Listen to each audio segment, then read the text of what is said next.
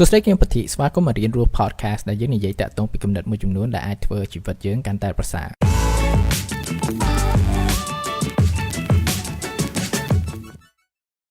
សួស្តីម្ដងទៀតស្វាគមន៍អេផ episode ថ្មីហើយខ្ញុំចង់សួរអ្នកទាំងអស់គ្នាបន្តិចតើអ្នកទាំងអស់គ្នាចូលចិត្តមើលរឿងកុងហ្វូអត់ខ្ញុំគឺចូលចិត្តមើលមែនតើតាំងពីនៅទូកថាមើលរឿងតែតាក់ទងពីក្បាច់គុណអីចឹងណាហើយនៅក្នុងហ្នឹងគឺថាវាមានបកគោថាវា inspiring ច្រើនហើយថ្ងៃនេះខ្ញុំចង់លើកឡើងពីបកគោមួយរូបដែលថាខ្ញុំកាត់អត់ដល់ប៉ុន្តែខ្ញុំបានមើលនៅក្នុងការងាររបស់គាត់មួយចំនួនតាក់ទងនឹងរឿងគុណថាគាត់បានធ្វើឡើងអីចឹងណាឈ្មោះគាត់គឺ Bruce Lee ដែលខ្មែរយើងហៅថា Lee Salong ហ្នឹងអ្នកទាំងអស់គ្នាប្រហែលជាធ្លាប់ឮឈ្មោះហ្នឹងហើយជាធម្មតាយើងយល់ដឹងថាគាត់គឺជាអ្នកសម្ដែងគុណម្នាក់ហើយមួយទៀតគឺថាគឺជាអ្នកវាយក្បាច់គុណម្នាក់ដែលថាប៉ាកែខ្លាំងមែនតើហើយតែចឹងគឺថាយើងដឹងថាគាត់គឺជាទស្សនវិទូម្នាក់គឺថាគាត់មានទស្សនវិជ្ជាមួយចំនួនតាក់ទងពីជីវិតហើយក៏គាត់បានចែកម្លែកមួយចំនួននៅក្នុងពេលវេលាមួយដែលថាគាត់បានរស់នៅនឹងហើយគាត់ក៏ជាបុគ្គលមួយរូបដែលថាខ្ញុំចំណាយពេលសិក្សាតាក់ទងពីទស្សនវិជ្ជារបស់គាត់ក្នុងរយៈពេលប្រហែលខែមុនអញ្ចឹងហើយគឺខ្ញុំចង់លើកឡើងតាក់ទងពីមេរៀន3ធំៗដែលថាវាផ្លាស់ប្ដូរការគិតរបស់ខ្ញុំតាក់ទងពីជីវិតខ្លាំងទី1គឺយើងចាប់ដើមធ្វើខ្លួនយើងឲ្យដូចជាទឹកមាន clear មួយដែលថាល្បីល្បាញមែនតើគាត់និយាយនៅក្នុង lost interview របស់គាត់មួយគាត់និយាយថា be formless be shapeless like water if you put water in a cup it's become a cup if you put water in a bottle it become a bottle if you put water in a teapot it become a teapot water can flow water can crash be water my friend គឺអ្វីដែលគាត់មានន័យគឺថាយើងចាប់ដើមធ្វើខ្លួនយើងឲ្យคล้ายជាធាតុមួយថាដូចទឹកអញ្ចឹងថាវាមានអាចប្រែប្រួលតាមកលៈទេសៈនៅក្នុងជីវិតរបស់យើងនឹងព្រោះថាទឹកគឺថាវាមានរូបរាងច្បាស់លាស់ហើយរូបរាងគឺផ្លាស់ប្ដូររហូតទៅវាមិនមែនជាអ្វីមួយដែលរឹងដែលវាមានភាពទឹកថេចេះអានេះគឺជាអ្វីមួយដែលរឹងត្រូវប៉ុន្តែរបស់ដែលរឹងគឺថាវាអាចបត់បែនទៅតាមកលៈទេសៈបានទេប៉ុន្តែទឹកគឺថាវាអាចបត់បែនបានរហូតបើយើងមើលទៅគឺថាយើងមើលនៅមាត់អូយើងមើលនៅមាត់ស្ទឹងយើងមើលនៅទន្លេគឺថារូបរាងនៃទឹកគឺវាផ្លាស់ប្ដូររហូតហើយបើយើងយកទឹកហ្នឹងយកទៅដាក់នៅក្នុងកែវទឹកហ្នឹងវានឹងคล้ายជារូបរាងជាកែវមួយបើយើងយកទឹកហ្នឹងដាក់នៅក្នុងប៉ាន់តែវាคล้ายជារូបរាងវិញក៏វាคล้ายជាប៉ាន់តែមួយដែរអញ្ចឹងនេះគឺជាអ្វីមួយដែលថាអ្វីដែលយើងចាប់ផ្ដើមគួរគិតតាក់ទងពីជីវិតគឺថាពេលខ្លះគឺយើងមានភាពចង់បានភាពថិតថេរតាក់ទងនឹងជីវិតតាក់ទងពីអត្តសញ្ញាណរបស់យើងអ្វីដែលយើងធ្វើអីចឹងទៅប៉ុន្តែពេលដែលយើងថិតថេរដែលគេហៅថា rigidity ហ្នឹងភាពរឹងដែលថាយើងអត់ចង់ប្រែប្រួលហ្នឹងហើយគឺជាអ្វីមួយថារារាំងយើងក្នុងការរស់នៅព្រោះថាជីវិតបើថាយើងចង់រស់នៅយើងត្រូវបត់បែនព្រោះថាពិភពលោកវាផ្លាស់ប្ដូររហូតបើមិនមកយើងអត់ចេះបត់បែនទេមានន័យថាវាអត់អាចហូរបានទឹកវាអាចហូរបានអ្វីដែលថាវាល្អដែលថាយើងត្រូវធ្វើហ្នឹងគឺថាចាប់ផ្ដើមបើកចិត្តឲ្យទូលាយក្នុងការបត់បែនទៅតាមកលៈទេសៈជីវិតហើយពេលខ្លះគឺយើងត្រូវ open ក្នុងការ adopt ទៅលើ new identity តាក់ទងពីជីវិតយើង learn អ្វីថ្មីនៅក្នុងជីវិតមិនមានន័យថាពេលខ្លះយើងហ៊ាននៅក្នុងជំនាញមួយដែលថាយើងហ៊ានdoctor អញ្ចឹងទៅមានថាអូក្នុងជីវិតហ្នឹងមួយជីវិតហ្នឹងខ្ញុំអាចធ្វើទៅ doctor មួយបានប៉ុន្តែប្រហែលជាពេលមួយយើងអាចធ្វើជាអ្នកកំ pl ឬក៏យើងអាចផ្លាស់ប្ដូរខ្លាយជាអ្នកទីផ្សារអញ្ចឹងមានថាយើងអាចផ្លាស់ប្ដូរនិងបត់បែនបានអញ្ចឹងយើងកុំចង់និយាយថាចង់ទៅថេចង់ទៅរឹងមាំនៅមួយកន្លែងហើយប៉ុន្តែចាប់ដើមធ្វើខ្លួនជាទឹកដែលថាយើងអាចហូរទៅតាមនៅអ្វីរារាំងនៅក្នុងជីវិតយើងទៅបានទៅមុខទៀតមេរៀនទី2គឺថាចាប់ផ្ដើមបង្ហាញនិងបញ្ចេញខ្លួនយើងឲ្យស្មោះត្រង់គាត់និយាយថា express yourself honestly ហើយគាត់ក៏អត់មានខ្លួនគាត់ដែរគឺថានេះជាអ្វីមួយដែលថាវាពិបាកមែនតើក្នុងការធ្វើព្រោះថានៅក្នុងជីវិតរបស់យើងប្រហែលជាយល់ដឹងមួយចំនួនថា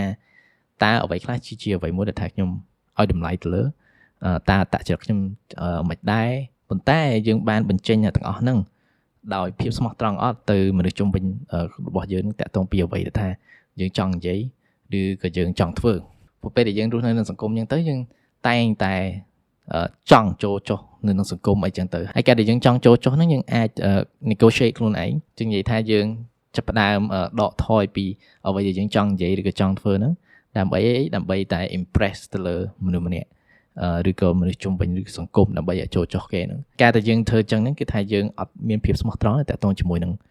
ខ្លួនយើងចឹងយើងត្រូវចាប់ផ្ដើមមើលតាក់ទងពីជីវិតខ្លួនយើងរបស់យើងហ្នឹងជាជាងផ្ដោតទៅលើ impressing people គឺថាយកចិត្តគេធ្វើអ្វីមួយដើម្បីធ្វើឲ្យគេមានអារម្មណ៍ចេះឬក៏គេចូលចិត្តយើងចេះឬក៏យើងចូលចុះមួយគេប៉ុន្តែយើងចាប់ផ្ដើមគិតថាតើអ្វីដែលថាខ្ញុំឲ្យតម្លៃតើអ្វីដែលបង្ហាញថានេះគឺជាខ្ញុំហើយចាប់ផ្ដើមបង្ហាញវា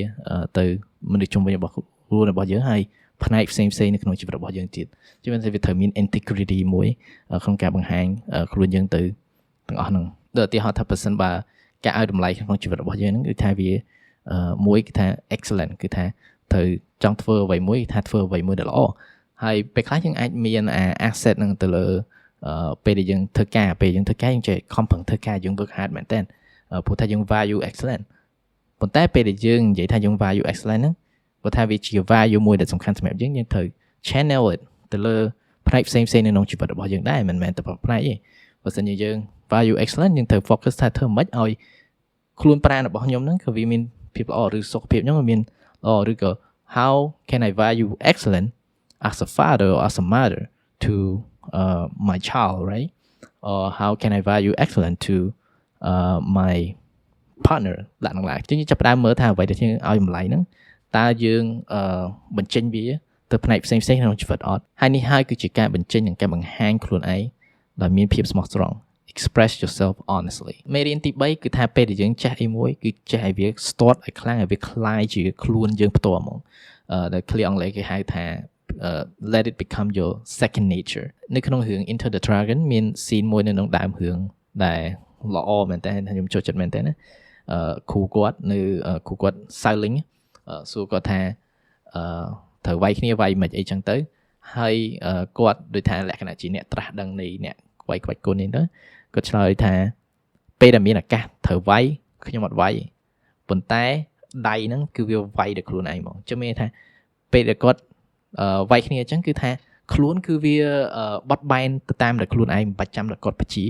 គឺវាខ្លួនប្រាណហើយ skill របស់គាត់ហ្នឹងជំនាញរបស់គាត់ហ្នឹងគឺคล้ายខ្លួនជាមួយ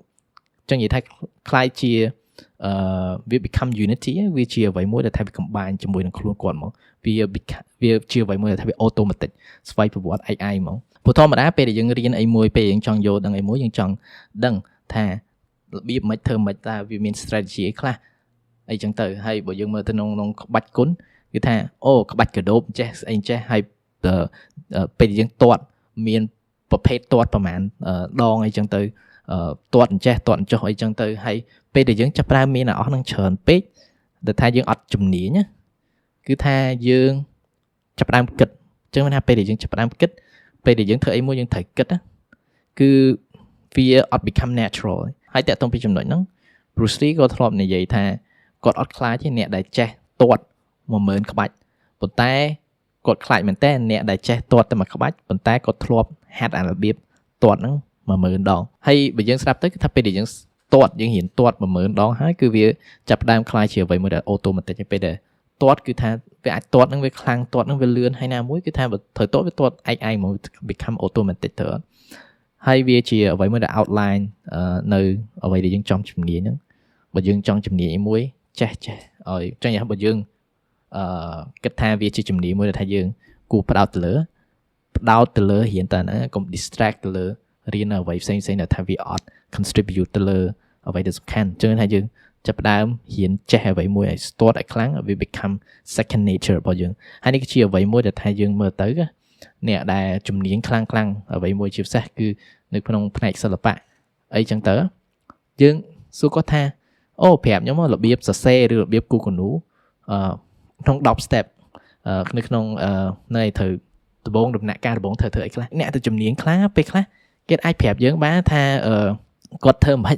គឺគាត់អាចប្រាប់បានមិនមែនគាត់ចង់ប្រាប់គឺថាវាជាអ្វីមួយដែលពិបាកនិយាយបើគាត់បង្ហាញបានគាត់គួរឲ្យមើលហ្មងប៉ុន្តែបើការគាត់ប្រាប់ថាអូត្រូវគូចេះគឺទៅពិបាកមែនព្រោះថាដោយសារអីវាខ្លាយជាជំនាញមួយដែលថាខ្លាយជាខ្លួនគាត់ផ្ទាល់ខ្លាយវាជាអ្វីមួយដែល automatic ព្រោះថាគាត់បានវឹកហាត់តាក់ទងពីជំនាញហ្នឹងវាបានយូរហើយបើសិនបើយើងសម្រាប់ចិត្តថាយើងចង់ជំនាញមួយហើយនេះគឺជា amount of work នេះគឺជា